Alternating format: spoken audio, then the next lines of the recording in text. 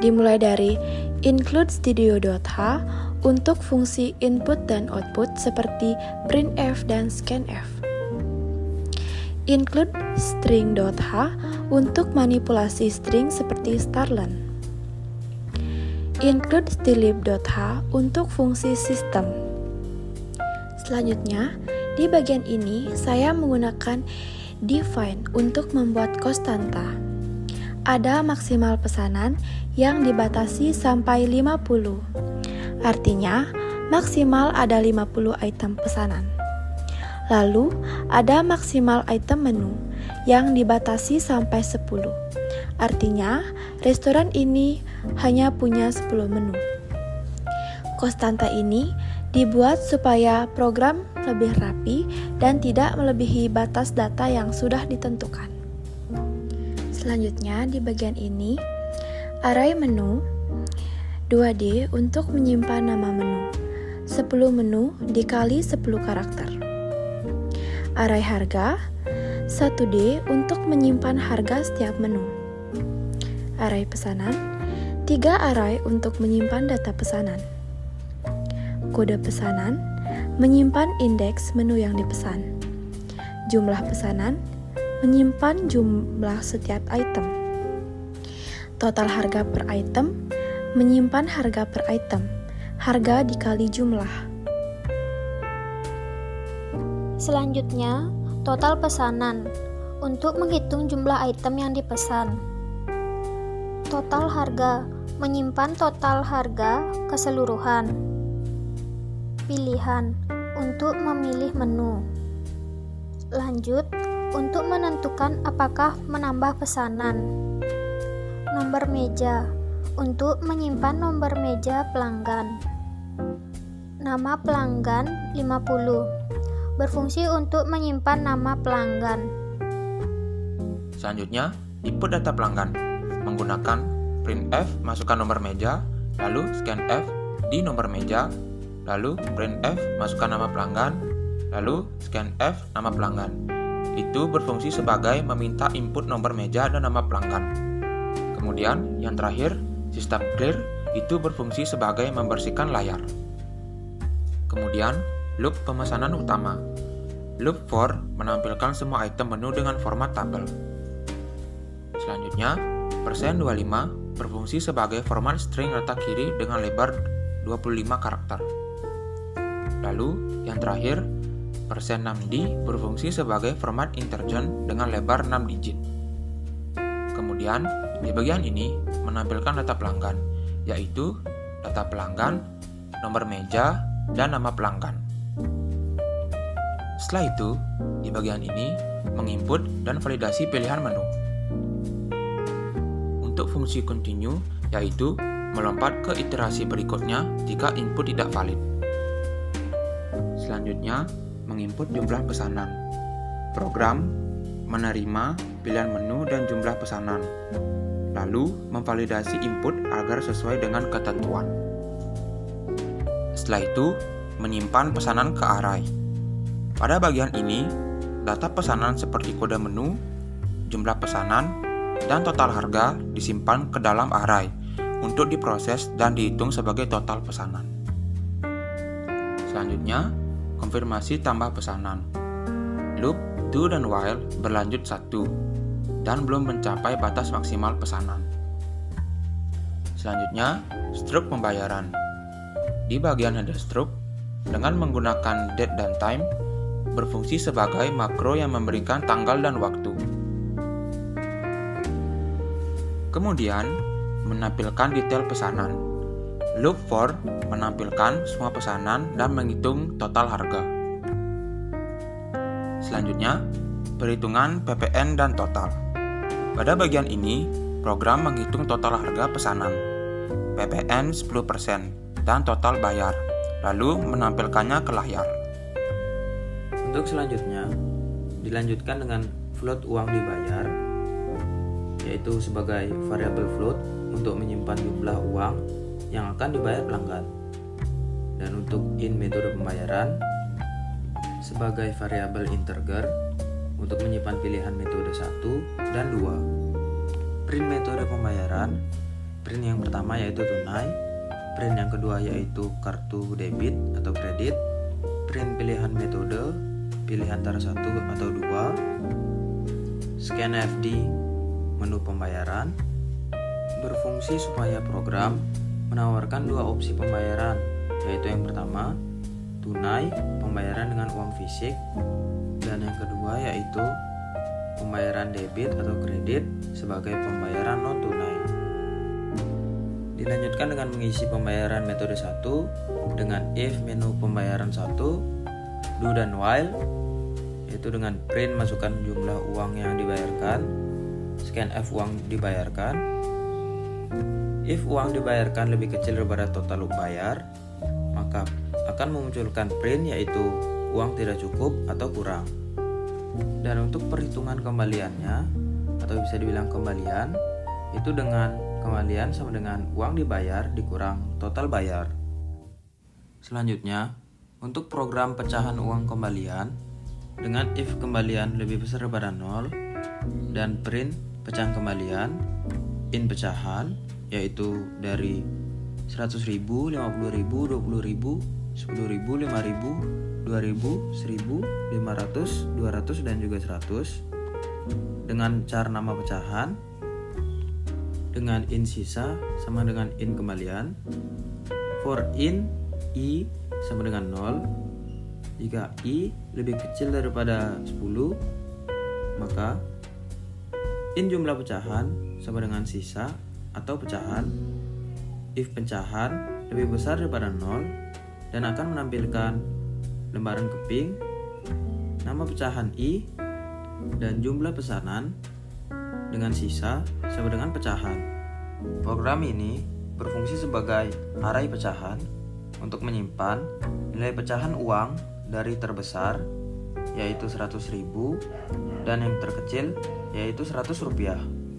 Array nama pecahan berfungsi untuk nama untuk tampilan dan variabel sisa sebagai konversi kembalian dari float ke in, dan loop for untuk setiap pecahan agar jumlah pecahan sama dengan sisa atau pecahan i, yaitu sebagai hitung berapa lembar pecahan tersebut, dan jika jumlah pecahan lebih besar daripada 0 maka tampilan hasil sisa sama dengan pecahan i dihitung sisa setelah dikurangi pecahan tersebut. Dan dilanjutkan dengan else if metode pembayaran 2 berfungsi sebagai deklarasi nomor kartu 17, array char dengan 17 elemen yaitu 16 digit plus 0 terminator, kemudian input nomor kartu yaitu scanf nomor kartu untuk membaca string tanpa spasi. Divalidasi dengan starlen, fungsi dari string h yaitu untuk menghitung panjang string dengan percabangan validasi. Jika panjang tidak sama dengan 16, maka tampilan pesanan akan error. Dan jika panjang sama dengan 16, maka konfirmasi transaksi dianggap berhasil. Dan yang terakhir yaitu untuk rekap harian simulasi. Di bagian ini yaitu adalah simulasi untuk menunjukkan bagaimana data transaksi bisa disimpan dan dianalisis. Dengan deklarasi data rekap dummy, yaitu dengan 3 array paralel. Yang pertama, rekap nomor meja, yaitu penyimpanan nomor meja, rekap nama, penyimpanan nama pelanggan, dan rekap total untuk penyimpanan total pembayaran. Untuk menampilkan hasil transaksi hari ini, yaitu dengan print, membentuk format kolom untuk nomor, meja, nama, dan total. Dengan inisialisasi total pendapatan hari ini yaitu sama dengan 0 untuk akumulasi totalnya, dengan loop for untuk menampilkan semua transaksi mulai dari nomor urut dengan lebar 2 digit, nomor meja dengan lebar 4 digit, nama pelanggan dari rata kiri dengan lebar 13 karakter, dan total dengan lebar 7 digit. Di sini akumulasi total yaitu total pendapatan hari ini plus sama dengan rekap total I. dengan print analisis pendapatan menggunakan if jika total pendapatan hari ini lebih besar daripada 500.000, maka akan tampil hari ini sangat ramai, pendapatan di atas target. Jika total pendapatan hari ini lebih besar daripada 300.000, maka hari ini cukup ramai dan pendapatan memenuhi target. Jika total pendapatan hari ini yaitu lebih besar daripada 150.000, maka akan muncul hari ini sedang, pendapatan cukup baik. Dan jika di bawah itu, di bawah 150.000, maka print yang keluar yaitu hari ini sepi, perlu peningkatan promosi. Dan dengan print program selesai dieksekusi, agar muncul di layar, program selesai dieksekusi. Diakhiri dengan return 0, yang diartikan sebagai program agar bisa berjalan.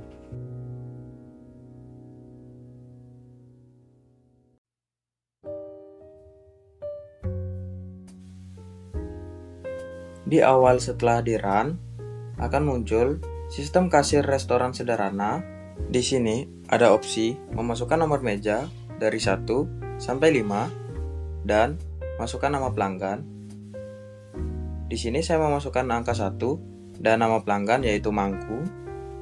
Setelah memasukkan nomor meja dan nama pelanggan, di sini diminta untuk memilih menu dari angka 1 sampai 10.